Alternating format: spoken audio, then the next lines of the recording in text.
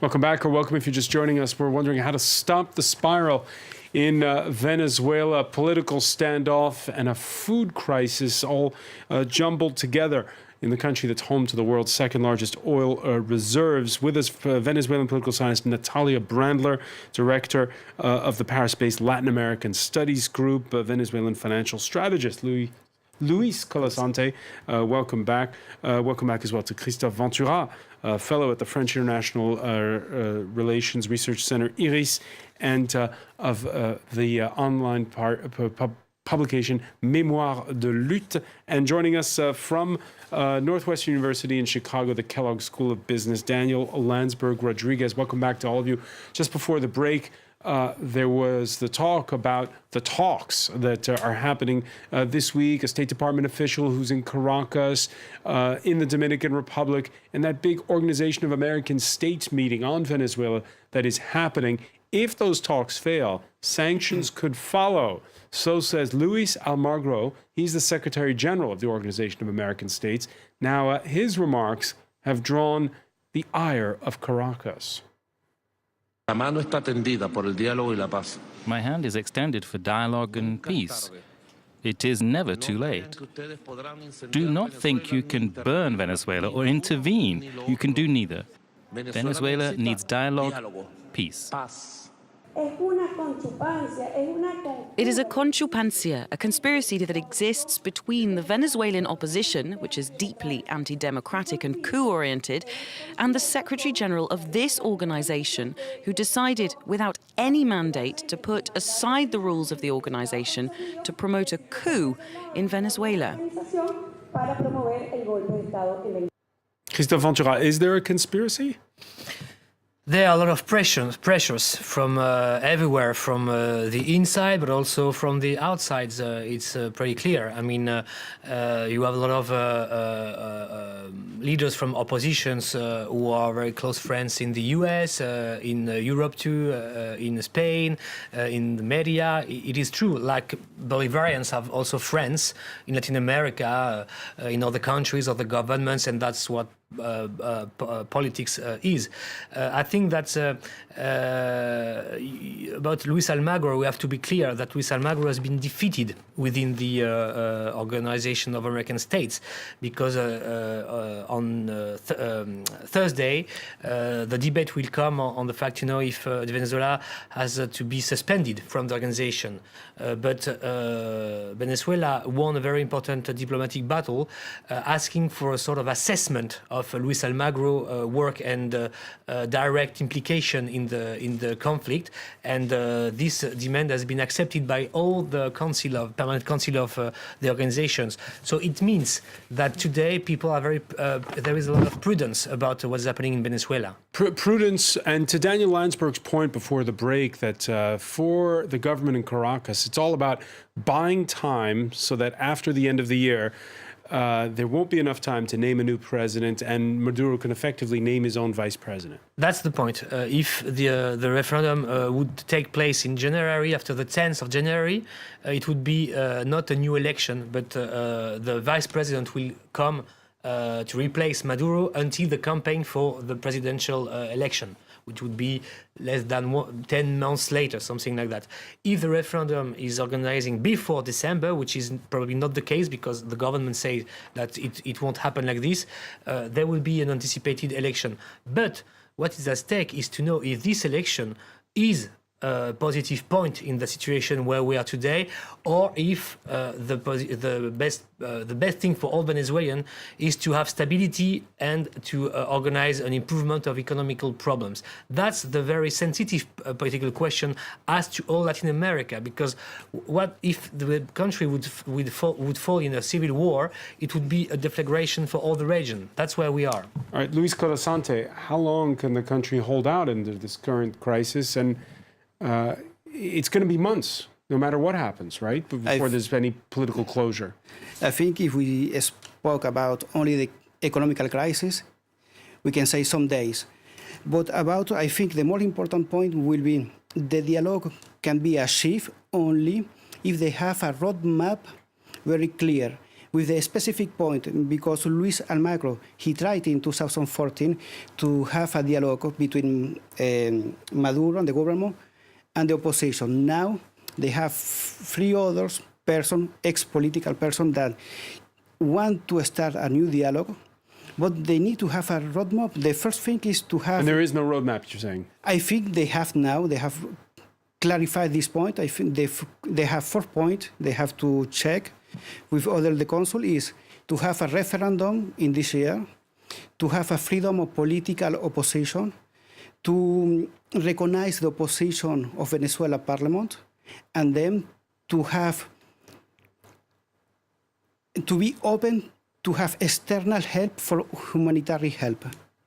And let me ask Daniel Landsberg about this, because the whole process of the recall referendum, as you know, there's a referendum that's got us all worried on this continent right now. It's the Brexit referendum that's coming up on Thursday. We've seen referendums where you are in the United States. I remember one to recall the governor of California in particular. What's your religion when it comes to referendums? So I think that referendums in Latin America, which are not, I mean, they tend to fill in where constitutional order is weak. Often you'll have a referendum to replace the Constitution, which is a very old Latin American tradition. This Constitution right now in Venezuela is actually the 26th iteration, which is, I believe, 2.5 times even what the French have managed. So it's a very almost hyper-constitutional system, and often referendums are used to legitimize changes into the process. What does happen, and what is unfortunate about this recall referendum, which makes it different than the Brexit referendum, is the amount of government control over the process itself. And to cite one example, when the CNE, which is the same organization, the Electoral Council that has to validate signatures for this referendum drive, was validating signatures for a petition by the Venezuelan government against U.S. sanctions, they were able to go through 10 million signatures in 36 hours. Now they have taken over a month to go through less than 1/5 of that. So the ability to basically bide their time is essentially unchecked as long as the courts are in the government's side. And then the most important thing is the fact that people aren't safe in this recall referendum. The names of the people who have signed have been posted online, which has a tradition in Venezuela dating back to the Tascon era of people who signed against Chavez losing their jobs, their public sector access afterwards. A very close friend of mine, Francisco Marquez, and his colleague, Gabriel San Miguel, were arrested last night on their way to try and assist with the signature drive in Portuguesa, and have been held without charge, incommunicado, without access to a lawyer, without access to their families now for over 36 hours. That is absolutely illegal, but there are no checks and balances. So the amount of wiggle room that the opposition has, the amount of impact that the opposition can have in this system, as it's organized right now, is really farcical. So do you wish that Venezuela had an impeachment process like in neighboring Brazil? So basically what these are in Latin America are votes of no confidence. In Latin America, we have presidential systems in Latin America because at the time when the constitutions, the original constitutions were written, it was the US and France were the only two republics, and France was going through a rough patch. So it was modeled on the US system. But given the boom-bust cycles, the economic instability, the cults of personality, really what Latin America probably should have gone with was a more parliamentary system, because often presidents will have the highest possible approval rating. You know, Lula had 80% for a long time. Chavez had upper 60s for a long time. But at the same time, they'll often have the lowest. Dilma had 14%, 9%. When she was impeached. The impeachment process, the recall process, what they really are votes of no confidence. Let me ask. Which is why they don't always fit well. Let me ask Christophe Ventura your reaction to Daniel Landsberg saying 2 of his friends have been detained because they're trying to organize the drive. The fact that the names are posted online makes it unsafe for those who've signed. is your view of the referendum? I don't know these two cases. If it's the truth, it's very sad and not normal. I mean, it's clear. But you are in a country which is not in a normal situation. You have a country which is very polarized, where the radicalization of all political camps is very strong.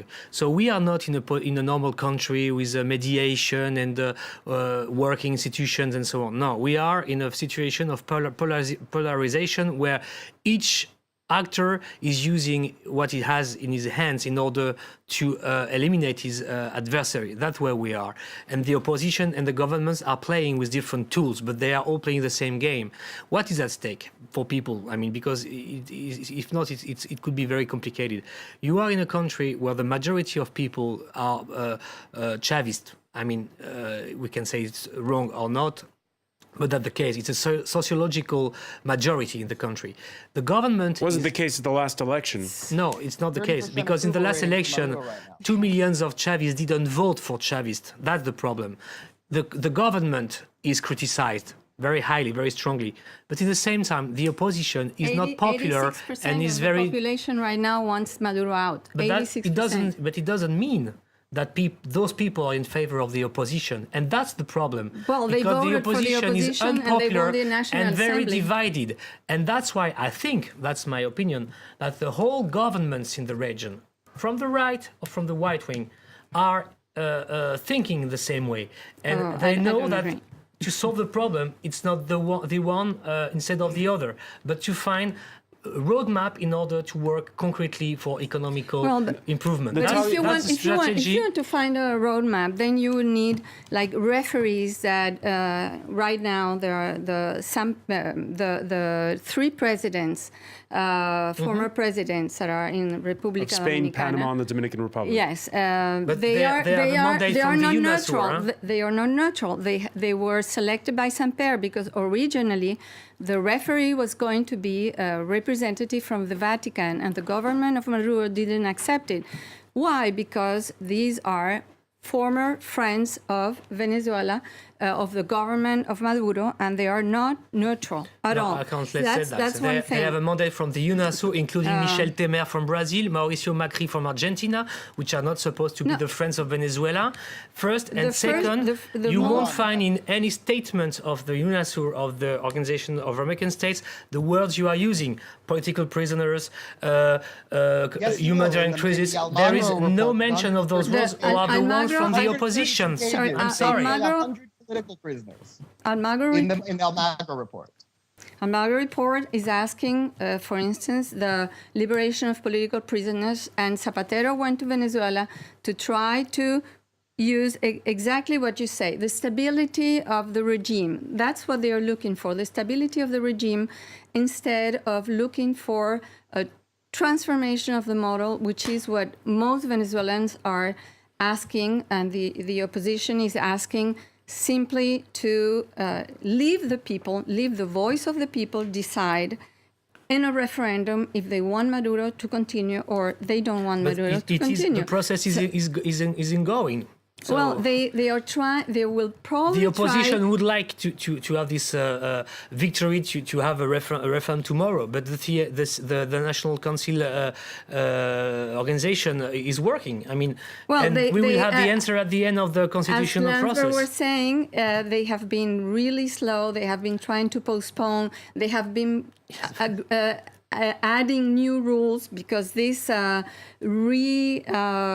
checking of the signatures, this is something that it's not on the Constitution. The Constitution says 1% ask, and they as you may know, in 2007 not there were new 1% rules of the population, but these are 10 the rules more from times, 2007, 2 million, and you know that. 2 million signatures they collected in 2 days. But you have to check. Not the 200. All right. A lot of reactions have been coming in on the hashtag F24 debate, many calling on Maduro to step down. Some saying, here's one, so many people think Maduro's socialism is effective only because he rejects capitalism. And that a nod to the fact that Chavism itself remains popular in many circles, even if the current president is not. Now, there's another point on all this, and we mentioned the former Prime Minister of Spain, Mr. Zapatero, who's among those mediators.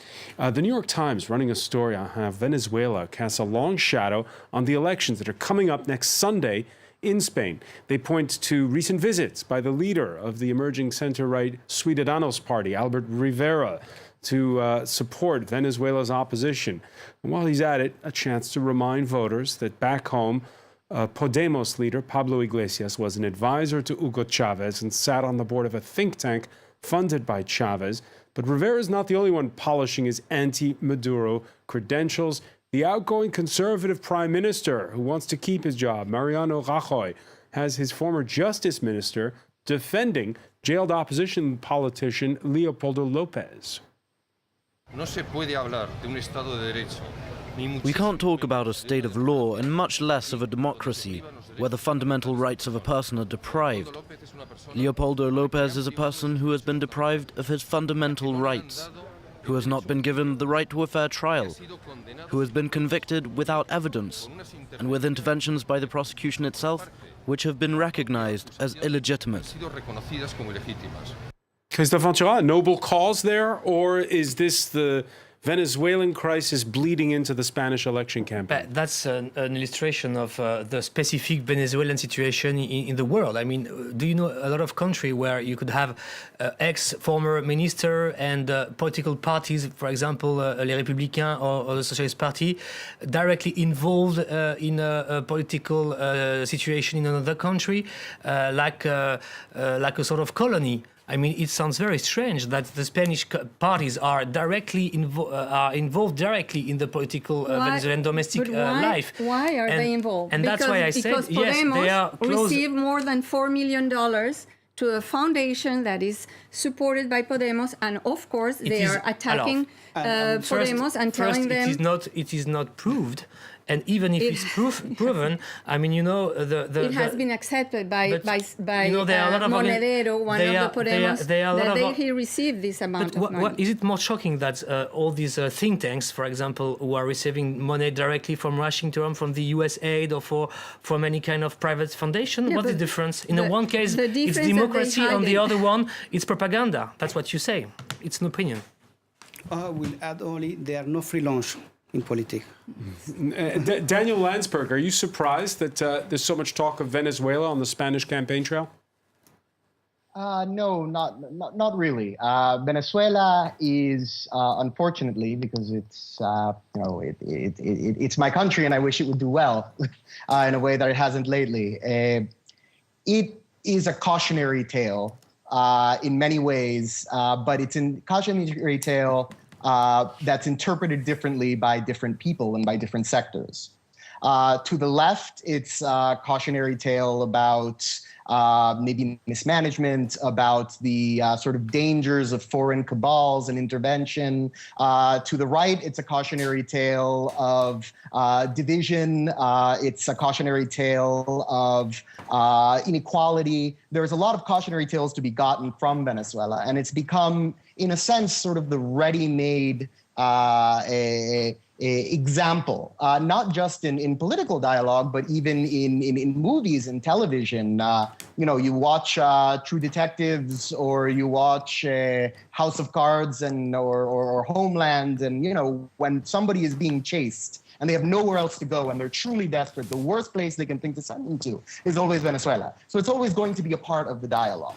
The main difference between having Venezuela's political party fund Spanish campaigns is that the legality of that under Venezuelan law is technically illegal. Carlos Andrés Pérez, a former president who was impeached in the early 90s, that was basically the main thrust against him, was the fact that he was accused of having helped finance one side in the Nicaraguan election. And that's, so here again, you see the Venezuelan government's relationship to the law as something that applies to other people. And in Spain, that sort of divisiveness, the fact but how do you feel about the former justice minister coming in to be the personal attorney for Leopoldo Lopez, the opposition politician? But that's what I'm saying. Venezuela right now is a battleground that extends far beyond its borders. Leopoldo Lopez right now is probably the most famous political prisoner in Latin America, one of the most famous political prisoners in the world. And that's something that the government has a lot of trouble justifying internationally. Even though it has been able to get, the government has been very good at negotiating alliances of convenience, which going back to the OAS, for example, which we were discussing earlier, they have a lot of clout still at the OAS because of small Caribbean islands that received lots of money from Petrocaribe and hope to do so again if oil prices ever recover. Macri, who ran very strongly on an anti-Maduro platform, both in saying that he was going to save Argentina from becoming Venezuela, and also in saving Latin America from the types of governments that Maduro represents. He has changed tack largely because he needs Venezuelan support, because he wants his foreign minister to be the next UN General Secretary. Temer, who was also mentioned previously, the last thing he could possibly want is the OAS sanctioning countries for undemocratic or for violations of democratic norms, given the unusual way in which he got his post in the first place. All sides treading cautiously. Meanwhile, the crisis continues. I want to thank you, Daniel Landsberg, for joining us from Chicago. I want to thank Christophe, VENTURA, Natalia, Brandler, Luis Colasante. Stay with us, though. Our Media Watch segment is next.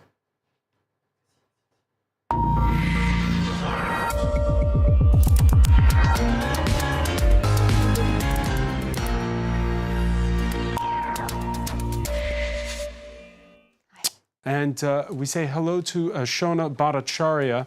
Hi, François. An impassioned discussion when it comes to Venezuela. That's right. Well, as you noted, the controversy here surrounds Spain's Podemos party, a far-left party that could come in second behind the Partido Popular, please excuse my Spanish, which is terrible, which is ruled, the ruling party now in Spain, and that is headed by Prime Minister Mariano Rajoy.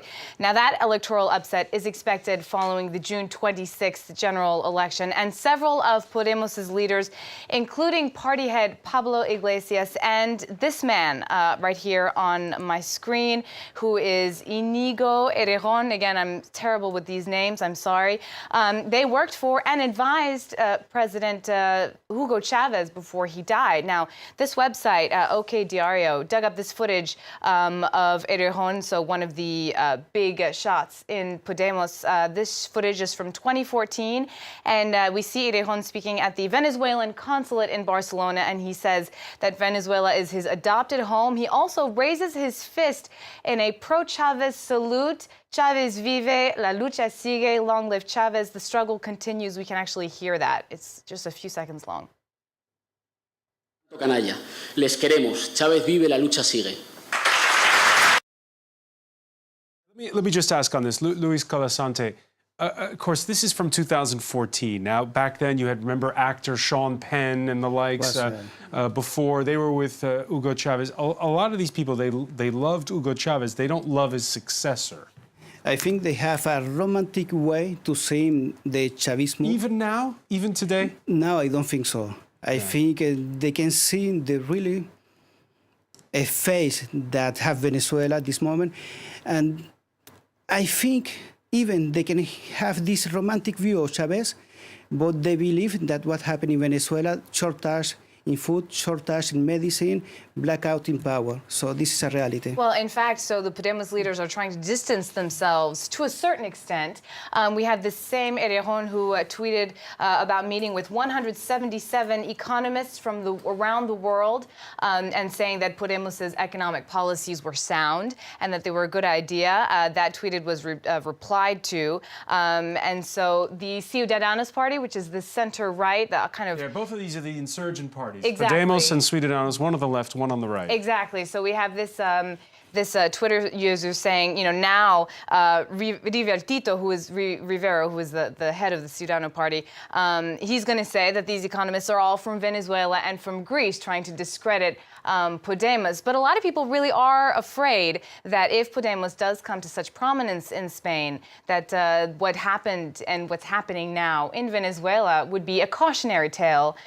We have that all over the internet. This one person saying, you know, that while Venezuela is struggling to get out of communism, Spain is blindly walking to disaster.